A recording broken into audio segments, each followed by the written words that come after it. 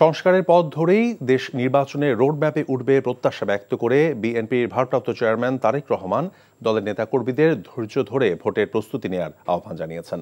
বলেছেন, অন্তর্বর্তী সরকারকে ব্যর্থ হতে দেওয়া যাবে না। নতুন রাজনৈতিক দল গঠনে বিএনপির আপত্তি নেই উল্লেখ করে তিনি বলেছেন, জনগণই সিদ্ধান্ত নেবে কারা রাষ্ট্র ক্ষমতায় যাবে।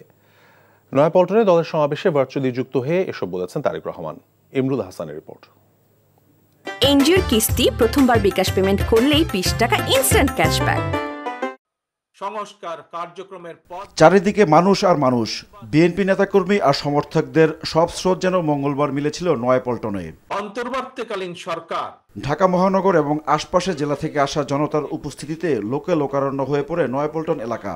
অবশ্যই জনগণের সরকার। একদিকে আরামবাগ, অন্যদিকে কাকরাইল মোড় ছাড়িয়ে যায় জনসমাগম। লাখো মানুষের সমাবেশে লন্ডন থেকে ভার্চুয়ালি যুক্ত হয়ে জুলাই আগস্টের গণ অভ্যুত্থানে ছাত্র জনতার অবদানের কথা তুলে ধরে তারেক রহমান বলেন, তাদেরকে স্মরণে রাখবে বাংলাদেশ। হতাহতদের ক্ষতিপূরণ দিতে সরকারের প্রতি আহ্বান জানান তিনি। বলেন, নির্বাচিত সরকারের হাতে ক্ষমতা হস্তান্তরই অন্তর্বর্তীকালীন সরকারের প্রধান লক্ষ্য হওয়া উচিত। দেশকে নির্বাচনের রোডম্যাপে তুলতে অগ্রাধিকারের ভিত্তিতে সংস্কারের দাবি জানান তারেক রহমান। একটি নির্বাচিত সংসদ এবং সরকার প্রতিষ্ঠায় অন্তর্বর্তীকালীন সরকারের সকল সংস্কার কার্যক্রমের প্রথম এবং প্রধান টার্গেট হওয়া জরুরি। এজন্যই আমরা মনে করি, অগ্রাধিকার ভিত্তিতে নির্বাচন কমিশন, জনপ্রশাসনের সংস্কার এবং আইন শৃঙ্খলা বাহিনীকে সক্ষম এবং উপযুক্ত করে তুলতে হবে। সংস্কার কার্যক্রমের পথ ধরে নির্বাচনী রোড ম্যাপে উঠবে আমাদের প্রিয় বাংলাদেশ। সুতরাং আসুন আমরা সবাই কাজের মাধ্যমে জনগণের বিশ্বাস, জনগণের ভালোবাসা অর্জন করি। জনগণকে সঙ্গে রাখি, জনগণের সঙ্গে থাকি। অন্তর্বর্তীকালীন সরকার ব্যর্থ হলে সকলেই ব্যর্থ হবে, এমন মন্তব্য করে বিএনপির ভারপ্রাপ্ত চেয়ারম্যান বলেন, সরকার যাতে নিজেরাই নিজেদের ব্যর্থতার কারণ না হয় সে বিষয়ে সজাগ থাকতে হবে। এই সরকারের কোনো কার্যক্রম সকলের কাছে হয়তো সাফল্য হিসাবে বিবেচিত নাও হতে পারে, কিন্তু এটি আমাদের প্রত্যেককে মনে রাখতে হবে, এই সরকারের ব্যর্থতা আমাদের সকলের ব্যর্থতা, বাংলাদেশের পক্ষের গণতান্ত্রিকামী জনগণের ব্যর্থতা। সুতরাং এই অন্তর্বর্তীকালীন সরকারকে কোনোভাবেই ব্যর্থ হতে দেওয়া যাবে না।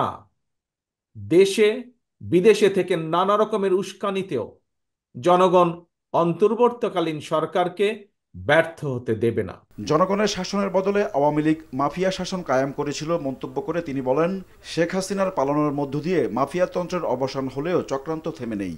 মাফিয়া চক্রের বেনিফিশিয়ারি অপশক্তি প্রশাসনের ভেতরে থেকে কিংবা রাজনীতির ছদ্মবরণে অন্তর্বর্তীকালীন সরকারকে চ্যালেঞ্জ ছুড়ে দেওয়ার অপচেষ্টা কিন্তু অব্যাহত রেখেছে।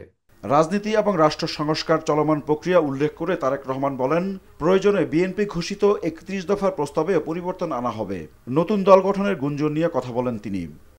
কেউ যদি মনে করেন একটি উন্নত এবং নিরাপদ বাংলাদেশের জন্য আরও নতুন রাজনৈতিক দলের প্রয়োজন রয়েছে, তাতেও দোষের কিছু নেই। কারণ শেষ পর্যন্ত জনগণই চূড়ান্ত সিদ্ধান্ত নেবে। জনগণ কাকে সমর্থন জানাবে কিংবা কাকে সমর্থন দেবে না, এটি তাদেরই চূড়ান্ত বিষয়।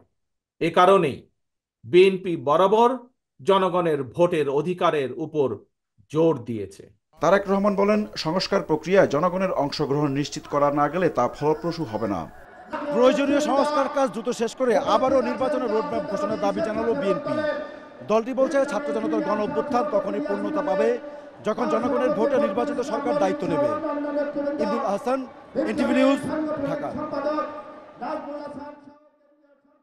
এনজিওর কিস্তি প্রথমবার বিকাশ পেমেন্ট করলেই 20 টাকা ইনস্ট্যান্ট ক্যাশব্যাক।